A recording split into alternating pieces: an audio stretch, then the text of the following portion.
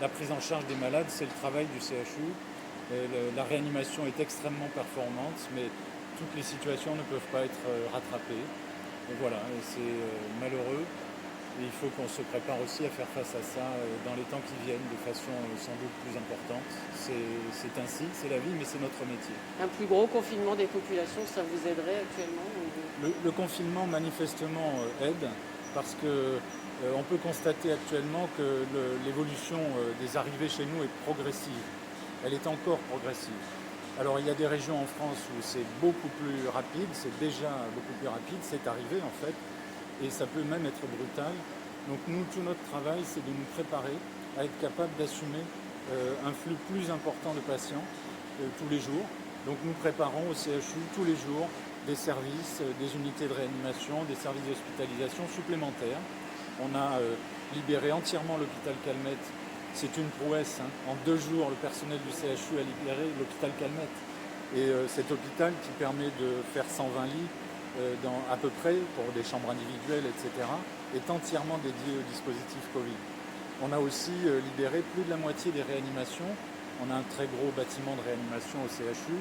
Donc on approche les 60 lits de réanimation destinés au dispositif Covid. On y accueille les patients et on va porter ce nombre sans doute au double. Et s'il le faut, bien sûr, on ira plus loin.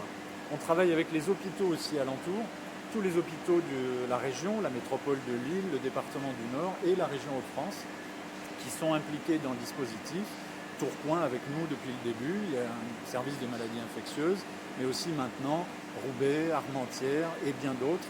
Et bien sûr, plus au sud, tous les établissements sièges de SAMU et autres. J'ai cru voir qu'il y avait des cliniques qui disaient aussi, nous, on aimerait aussi être associés au dispositif parce qu'on est vide.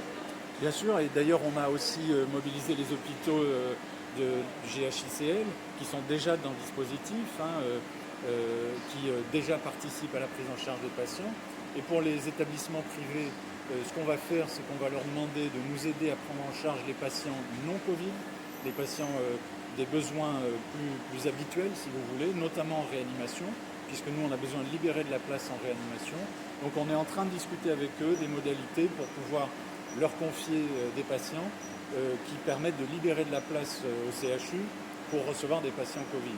C'est une chaîne qui s'organise, il faut un peu de temps et beaucoup d'implication, mais nos équipes coordonnent tout ça avec beaucoup d'engagement. Parce que vous dites pour l'instant vous n'avez pas d'arrivée massive, mais vous y préparez.